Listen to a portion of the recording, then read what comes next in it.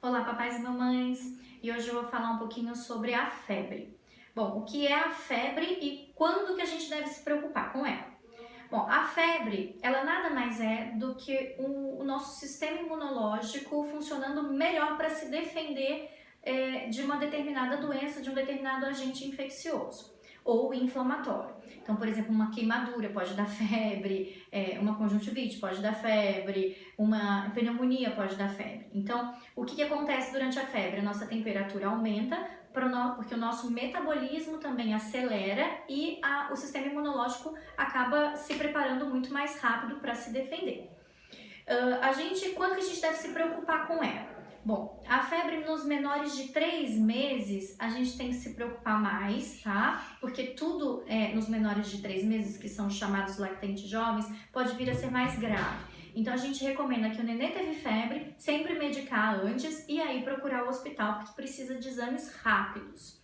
Para maiores de 3 meses, a gente sempre pede para aguardar de 24 a 72 horas, o melhor seria 72 horas mesmo, 3 dias, para que algum outro sintoma apareça, que nos norteie o diagnóstico da criança, porque ao contrário do que as pessoas pensam, o médico não adivinha através do exame físico. São poucas as crianças que vêm já de cara com algum outro sintoma além da febre no primeiro dia que nos permita diagnosticar o que a criança tem.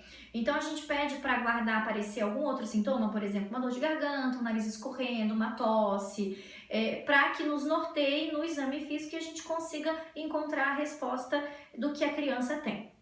Então, para os maiores de 3 meses, a gente pede para aguardar esse tempo que é precioso. Quando que você não deve aguardar porque acha que é alguma coisa grave? Bom, se você medica a criança para febre e ela continua prostrada, porque durante a febre é normal a criança querer ficar deitadinha, quietinha no cantinho dela, porque dói o corpinho. A gente já teve febre também, é assim que a gente quer ficar. Então, medicou para febre, a febre baixou, a criança já tá brincando, provavelmente coisa grave não é. Então, se você medica, ela continua prostrada, mesmo com a febre já na temperatura normal, se apareceu manchas no corpo, se tá com uma dor de cabeça que não cessa, mesmo depois do analgésico e antitérmico, se ela tá gemente, então tudo isso é que vai fazer você não esperar e levar ao hospital. Caso contrário, dá para guardar alguns dias, esperar outros sintomas aparecerem além da febre.